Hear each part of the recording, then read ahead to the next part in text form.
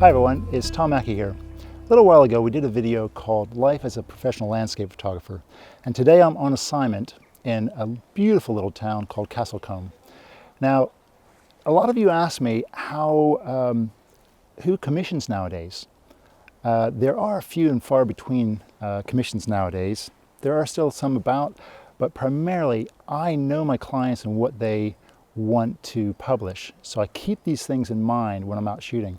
Today I'm actually shooting for a calendar client in Germany, and you can see behind me we've got some beautiful snowfall on these cottages. Now, cottages you wouldn't think great landscapes, but in my early days this was the bread and butter of my career. It paid the bills, paid very well.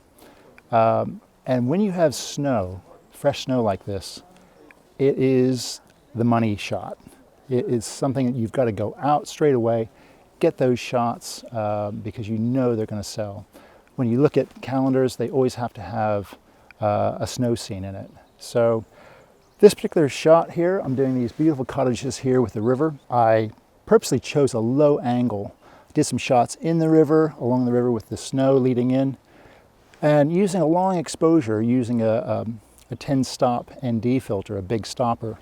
That allowed me to do a 20-second exposure. That slows the water down, makes the reflections a lot better, and any people that are actually moving through the shot, they'll just blur away and disappear. Okay, so one of the downsides of coming to a tourist location like this is generally it's full of tourists. And even on a day like this in the middle of winter, it's not too bad, but we have a lot of background noise going on, so you'll have to excuse that. So when last night we had this deluge of snow that just brought the south of England to a standstill. The forecast was for bright sunshine the next day. I was away, packed my bags, shot straight down here. I knew where I needed to go, and getting those shots with fresh snow, with sunshine, is the best thing. Now, if you have dull, overcast skies, it just doesn't look good. And it's not really going to sell for me. It's not going to be marketable for me. Mainly because what happens is the snow is actually reflecting the sky. So if you have gray skies, the snow is going to also look gray. We have beautiful blue skies today. It's got this nice pristine blue look to it. So it looks great.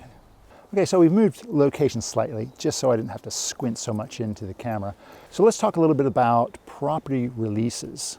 Now you're wondering, do you need a release when you photograph properties?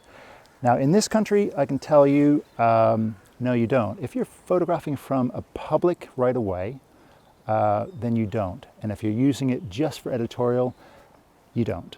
If you're using it for advertising, yes, you need a property release. So, but remember, I'm not a lawyer. You need to seek advice in the country that you're in. Every country varies. So check on that first. But what I normally do is when I'm photographing properties, I'll go and knock on the door, see if the people are at home first, tell them what I'm doing, see if it's okay. I think in my whole career, I've had one person that has said no. And obviously they must have had a bad experience with a photographer, so I said, yep, fair enough, I won't shoot your property. Mostly, people are so elated that you want to photograph their house. And I always say, give me your address and I'll send you a copy of the calendar or the puzzle or whatever, how it's going to be published. And in fact, I had one lady in Suffolk once. She was so nice. She said, how much do I owe you for these? I said, nothing. It's for letting me photograph your property. And she said, well, why don't you come in and have some lunch with us? And that was great. It's always best to build bridges. So that's a little bit about property releases. Now, technically, what I did here is, as you can see, the buildings behind me are really bright and the snow is bright. So you want to retain that brilliance without underexposing. Something like this, the matrix metering is normally just going to close down the aperture. It's going to say it's so bright, it's going to make it underexposed.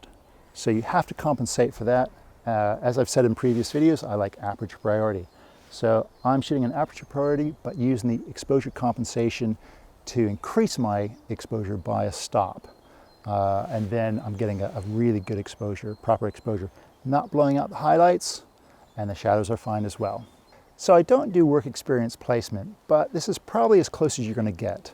So I thought it'd be nice for you to come out with me today and just show you what I'm doing and how I'm selling my work, really. And it's not easy. It's not going to fall into your lap. You can't expect clients to come knocking on your door. You have to go make those opportunities.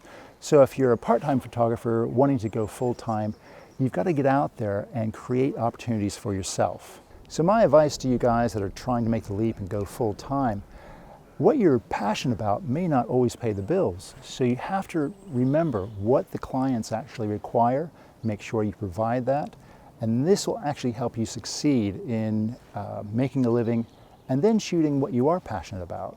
But after the previous video and all your kind feedback, I thought it would be really nice to create this video to give you a glimpse into what my world's like apart from doing workshops and YouTube videos.